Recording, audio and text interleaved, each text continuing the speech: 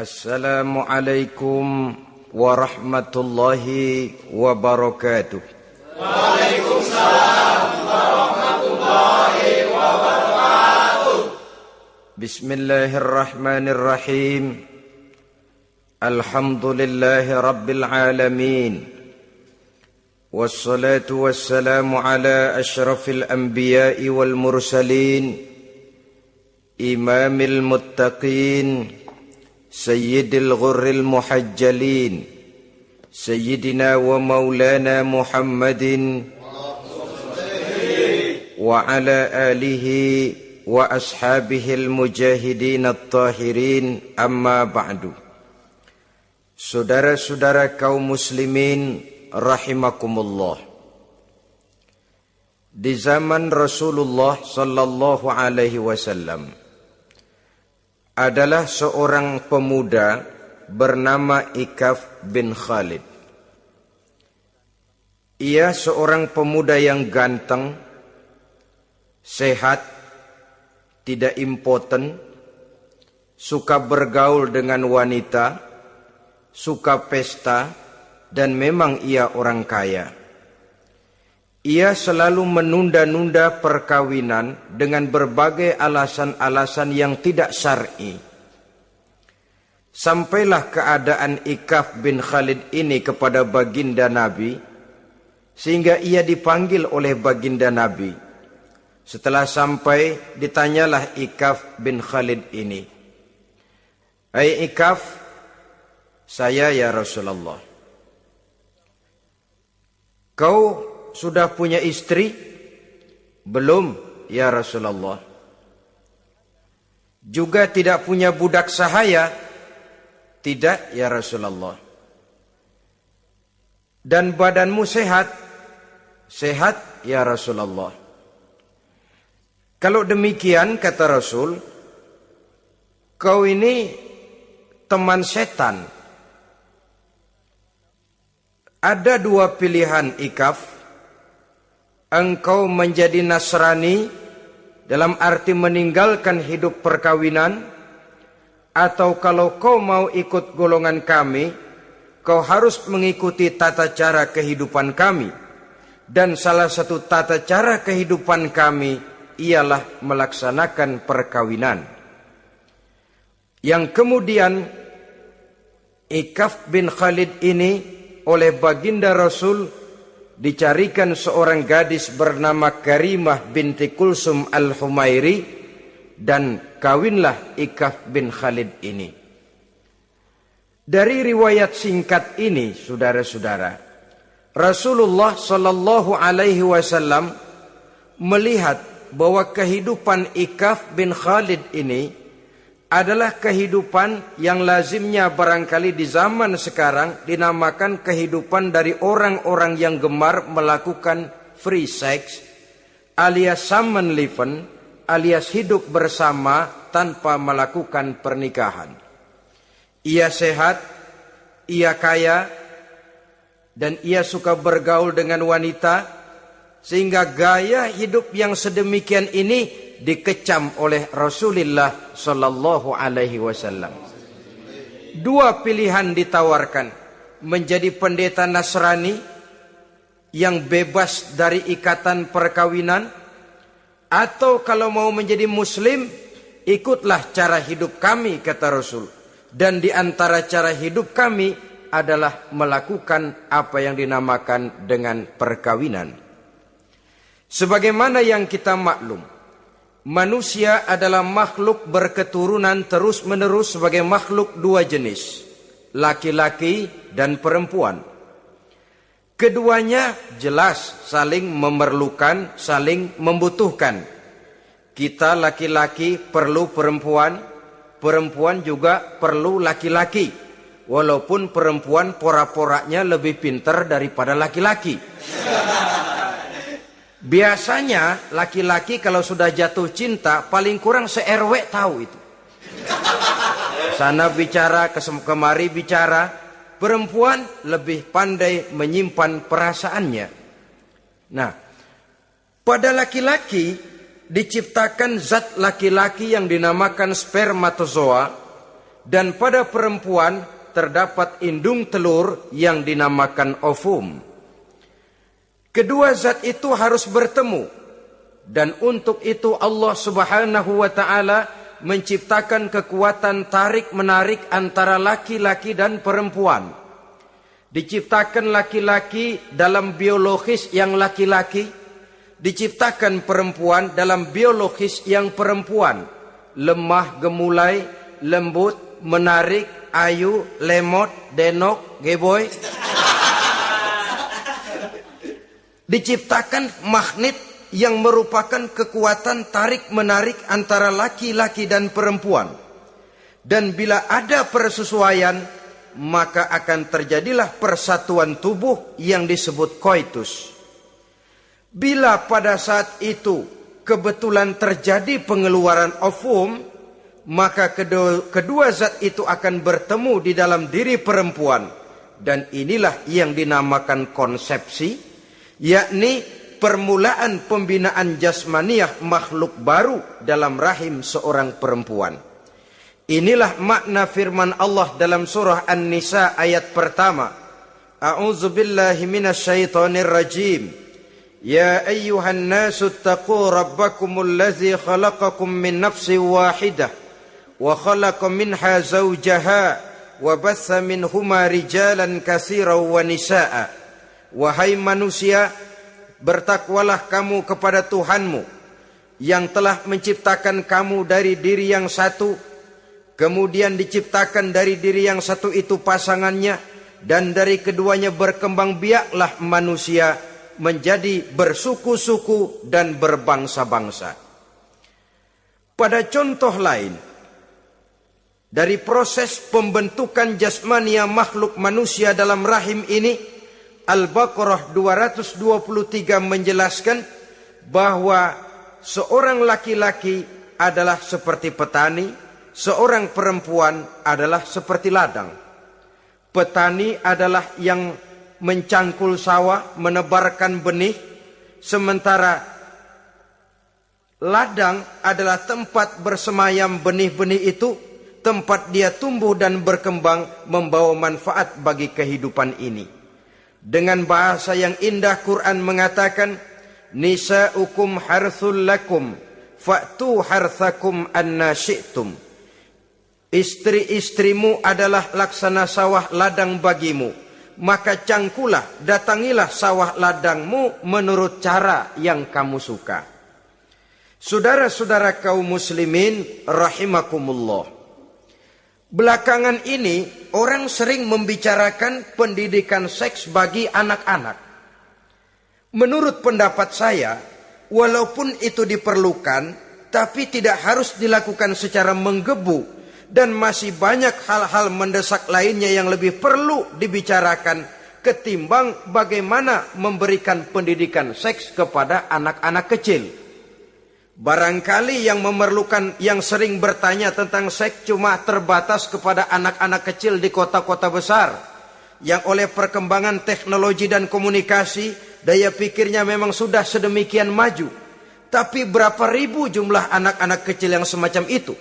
Selebihnya puluhan juta anak-anak kecil yang tinggal di daerah-daerah terpencil, di provinsi-provinsi lain, di luar keramaian, yang sama sekali belum perlu untuk hal-hal yang semacam itu. Haruskah cuma untuk membela yang 1.000 atau 2.000 orang ini saja, lalu kita mengabaikan yang puluhan juta adanya? Kita masih harus membicarakan bagaimana kurikulum pendidikan yang mapan. Kita harus membicarakan bagaimana sistem pendidikan yang memadai. Saudara-saudara, Quran sendiri harus kita katakan berbicara soal seks, tapi gaya bahasanya sopan. Ajaran yang terkandung di dalamnya luhur, tidak terbuka belak-belakan. Saya khawatir disalahgunakan nantinya. Maklum ya, yang namanya anak-anak, sifat yang menonjol pada dirinya itu adalah hubbut taklid. Senang meniru. Apa yang dia lihat, apa yang dia baca, apa yang dia tonton, biasanya ingin dia terjemahkan dalam kehidupannya. Kadang-kadang kalau habis baca komik Superman, dia kepengen jadi Superman. Itu anak kecil. Habis baca buku Si Buta dari Gua Hantu misalnya, pengen jadi si buta dari gua hantu, nyari kayu bikin tongkat. Biasa, itu watak yang namanya hubbut taklid. Sekarang kalau kepada anak-anak semacam itu sudah diberikan pendidikan seks, saya khawatir. Kadang-kadang tidak dididik saja sudah lancar kok. Apalagi kalau sampai dilakukan pendidikan, khawatir disalahgunakan. Saya katakan tadi, Quran juga misalnya Al-Baqarah 223 ini bicara soal seks, tapi sudah lihat gaya bahasanya. Nisa'ukum harsul lakum fa'tu harthakum anna syi'tum. Istrimu adalah sawah ladangmu, cangkulah sawah ladangmu menurut cara yang kamu suka. Mau cangkul sambil mundur juga boleh.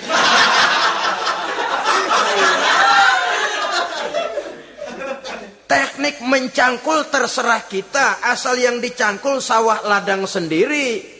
Jangan sawah ladang orang lain dipaculin, marah yang punya. Kita lihat di sini betapa dalam gaya bahasa yang sopan Al-Quran berbicara soal ini. Saudara-saudara kaum muslimin rahimakumullah. Kesenangan melakukan hubungan seksual digerakkan oleh satu energi, oleh satu kekuatan dalam diri manusia yang dinamakan insting seksual atau libido. Dan libido merupakan energi yang terbesar dalam tubuh manusia. Ini harus disalurkan. Sebab kalau tidak, bahaya. Saudara tahu bahaya itu lebih bahaya dari yang bahaya. Pakai tasdid dia, bahaya. Insting seksual apabila tidak disalurkan bisa menimbulkan berbagai macam gejala-gejala yang bisa mengganggu kesehatan diri atau mengganggu lingkungan. Nah, Islam tahu itu. Islam pun tidak ingin menghilangkan nafsu.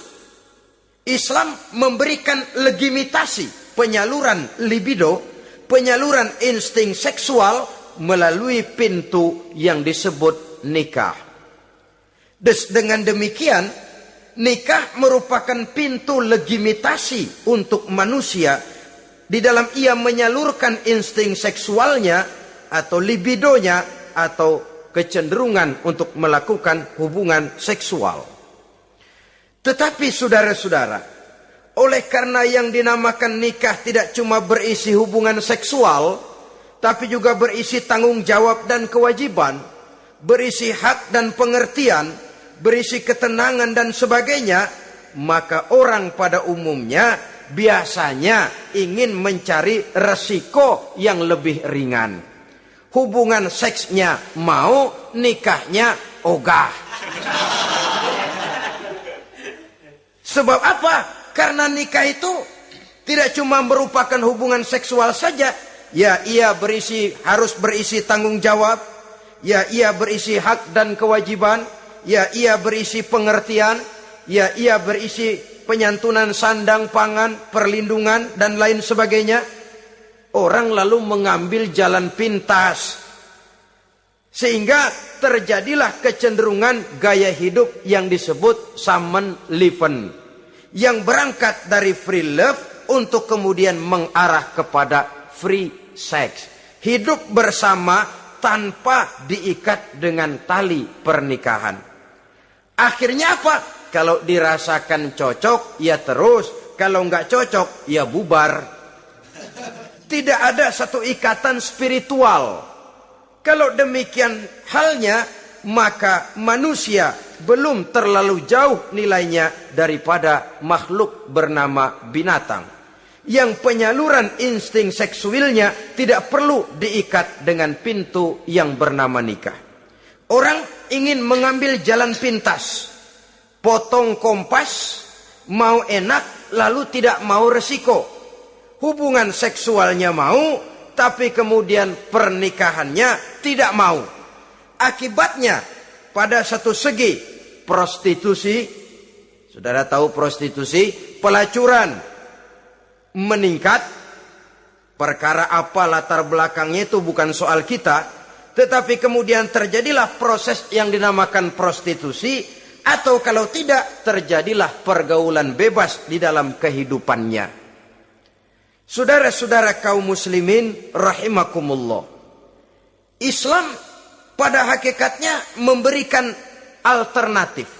Sehingga Nabi mengajarkan dalam satu hadis, ya ma'syaras syabab, wahai para pemuda, man istata'a minkumul ba'at, barang siapa di antara kamu mampu memberi nafkah. Ba'at di sini diartikan nafkah. Nafkah apa? Nafkah zahir, nafkah batin. Itu arti ba'at. Hai para pemuda, siapa di antara kamu yang sudah sanggup memberikan nafkah, baik zahir maupun batin, hendaklah dia melakukan perkawinan. Jangan lupa ini, man istata'a minkumul ba'at, yang mampu memberikan nafkah baik zahir maupun batin, hendaklah dia melakukan perkawinan. Kadang-kadang ada juga anak muda nekat banget, main derulung aja, nggak nengok kiri, nggak nengok kanan, tidak memahami yang namanya ba'at. Ba'at ini nafkah zohir. Nafkah zohir itu apa? Ya sandang, ya pangan, ya perlindungan. Nafkah batin itu apa? Ya kasih sayang, ya pengertian, ya termasuk di dalamnya melakukan hubungan seksual. Kalau itu cuma dasar itu, rasanya mah setiap kita mampu. Tapi kan tidak cuma itu yang jadi modal bagi satu perkawinan. Siapa di antara kamu yang sudah mampu memberikan nafkah, hendaklah dia kawin. Fa illam yastati', tetapi apabila dia tidak mampu memberikan nafkah itu, fa alaihi bisyam, hendaklah dia melakukan puasa. Sebab apa? Puasa ini esensinya kemampuan mengendalikan hawa nafsu. Umpamanya ada pemuda, badannya sehat, tidak sakit, tetapi dia belum mampu untuk memberikan nafkah. Sementara temperamennya termasuk tegangan kelas tinggi. Gak boleh kecolek dikit mau ngederedet aja. Yang semacam ini oleh Nabi, fa'alaihi bisyam, kalau memang belum mampu memberikan nafkah, hendaklah puasa. Sebab apa? Puasa lebih mengendalikan diri. Saudara-saudara, apabila puasa ini pun dirasakan juga berat, maka ada cara lain untuk menetralisir libido itu tadi. Kecenderungan untuk melakukan hubungan seksual. Dengan apa misalnya? Dengan jalan melakukan olahraga. Dengan melakukan olahraga, hormon yang membentuk libido tersalurkan, terkuras melalui energi yang dikeluarkan pada saat melakukan olahraga. Atau dengan jalan yang keempat, menjauhi hal-hal yang bisa menimbulkan rangsangan seksual. Bisa dengan puasa tadi, bisa dengan olahraga, bisa dengan lain-lain yang kira-kira bisa menghindarkan kita dari hal-hal yang bisa menimbulkan rangsangan seksual. Sehingga Al-Quran pada surah Al-Isra ayat 32 berpesan, la taqrabuz zina innahu kana fahisyatan wa sa'a sabila. Jangan kamu mendekati zina, sebab sesungguhnya zina perbuatan yang keji dan jalan yang sangat buruk. Jangan mendekati zina. Mendekati zina artinya mendekati hal-hal yang bisa membawa kita kepada perbuatan zina. Termasuk misalnya bacaan-bacaan Parno. Nah, ya. Itu Parno nggak boleh dibaca. Blue film, ngintip, ini juga penyakit ini.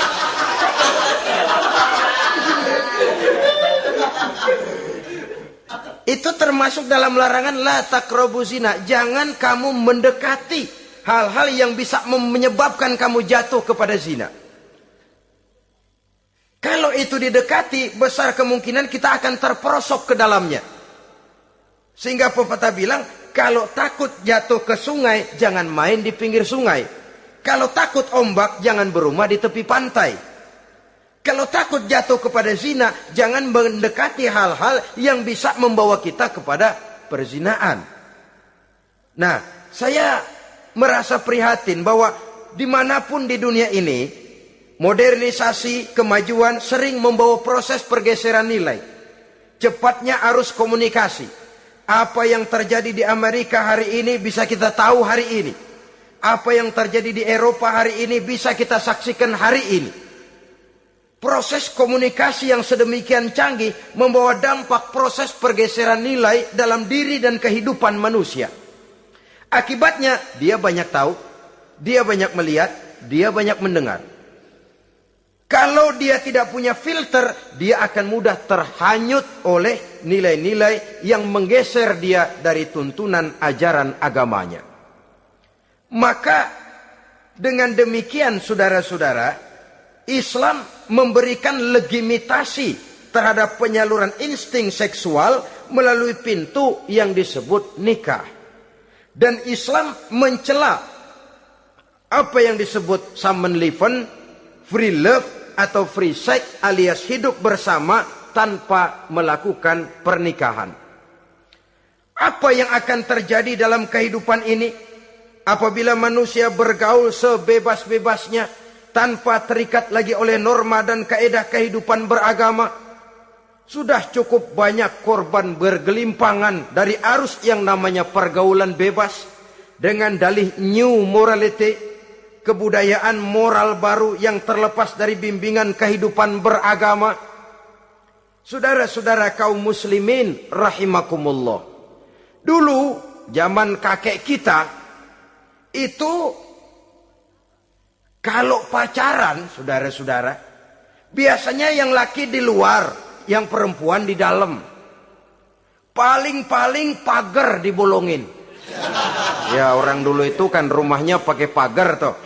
Kalau sudah pagar itu bolong, si yang laki masukkan jarinya ke pagar. Nanti dipegang jari itu oleh tangan si perempuan dari dalam. Cuma beradu tangan doang, endahnya bukan main udah.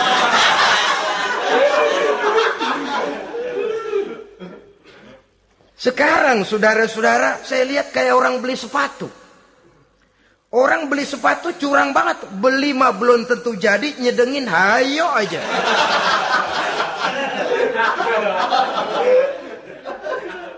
Iyalah, kalau sepatu barangkali disedengin sih nggak ada bekasnya. Kalau anak orang disedengin, Allahu Akbar. Ya sedang sih sedang.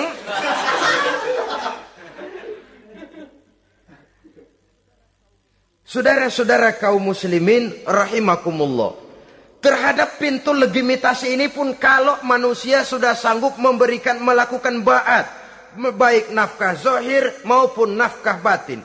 Kalau itu tidak bisa dia lakukan, hendaklah dia menjaga diri dari hal-hal yang bisa menjerumuskan dia ke tempat zina. Bisa dengan puasa, bisa dengan memperbanyak olahraga, bisa dengan menggiatkan belajar, study club, diskusi. Ada pepatah mengatakan 3 hal yang bisa membawa kerusakan. 3 kosong. Kosong iman, kosong kantong, kosong perut. 3 kosong ini yang sering membawa kerusakan dalam diri manusia. Pertama, kosong iman. Yang kedua, kosong kantong. Yang ketiga, kosong perut. Ketiga kosong ini, kalau sampai kumpul pada diri kita, 3-0, berapa yang ngubernya? Sering kalah kita. Kosong iman, kosong kantong, kosong perut. Maka motif dari berbagai macam kejahatan, umumnya karena 3 kosong ini. Orang bisa jatuh ke tempat zina, bisa jatuh kepada korupsi, bisa jatuh kepada perampokan, pencurian, dan berbagai macam perbuatan negatif. Pertama, kosong iman. Kalau sudah kosong iman, ini kosong yang paling berbahaya. Dia tidak ada lagi yang ditakutin. Polisi, ya apa selamanya polisi mau nongkrongin dia. Kalau sudah kosong iman, ini sudah tidak ada lagi norma yang diindahkannya. Yang kedua, kosong kantong. Orang kalau kosong kantong, mudah gelap mata. Bawaannya udah was-was mulu uringan. Kosong kantong. Yang ketiga, kosong perut. Kosong perut ini lapar, kemiskinan maksudnya bisa membuat orang jadi jahat. Bisa membuat orang menjadi pelacur. Bisa membuat orang jadi koruptor. Bisa membuat orang jadi penjahat. Itu motifnya karena kosong perut. Dari 3 kosong ini yang paling berbahaya sesungguhnya kalau orang sudah mengalami kosong iman. Perut kosong, kantong kosong, tapi iman penuh, masih ada rem. Ya.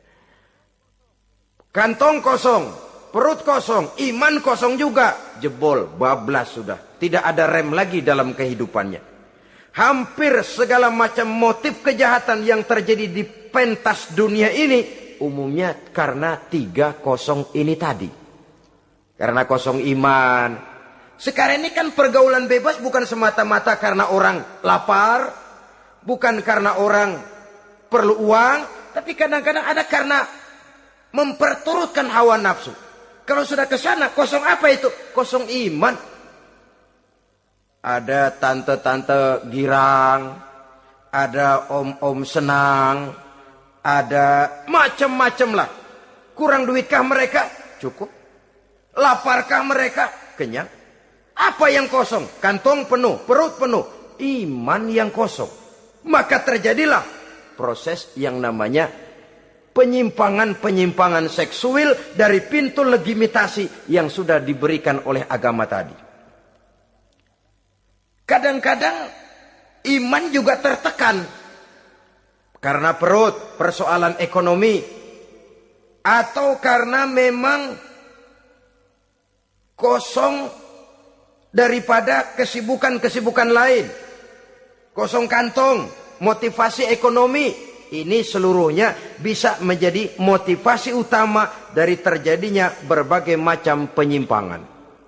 Karenanya Islam memberikan pintu legitimasi lewat jalan yang disebut nikah. Sehingga Nabi mengajarkan, hai para pemuda, siapa di antara kamu yang sudah mampu memberikan nafkah baik zahir maupun batin, hendaklah dia melakukan perkawinan. Sebab sesungguhnya perkawinan lebih memelihara pandangan, lebih memelihara kehormatan diri. Dari segi pandangan lebih terpelihara, dari segi kehormatan diri juga lebih terpelihara. Diberikan legitimasi lewat pintu yang halal bernama nikah. Kalau sudah didapat dengan cara yang halal, menikmatinya pun enak. Tetapi sesuatu yang didapat dengan jalan haram, menikmatinya pun gak enak, saudara-saudara. Celingak-celinguk. Contoh yang paling dekat, kucing aja kucing. Kucing ya, kalau memang ikan boleh nyolong dia curi di dapur ikan itu. Makannya nggak tenang dia. Matanya selata pelotot. Ada kaleng jatuh, lari kencang bener dia. Rupanya kucing sendiri tahu kalau yang dia makan itu barang curian. Tapi kalau ikan kita yang kasih tuh ikan, kucing geledek bunyi, anteng aja dia. Kenapa? Dia tahu benar ikan yang dia makan itu ikan yang didapat dari pemberian orang, resmi, formal, sah. Begitu juga hubungan seksual ini. Kalau resmi diikat dengan tali pernikahan, orang tenang-tenang saja. Tenang, aman, ayem, tentram. Tapi kalau yang nyolong-nyolong, lihatin dah. Segala dibopun pisang. Mana nyamuk gede-gede banget. Gerusak, gerusuk. Hansip lewat kabur dia. Padahal Hansip mah lagi ronda. Tapi ada semacam perasaan bahwa ini belum waktunya. itu yang tidak bisa mendatangkan ketenangan dalam menikmati hubungan seksual itu tadi.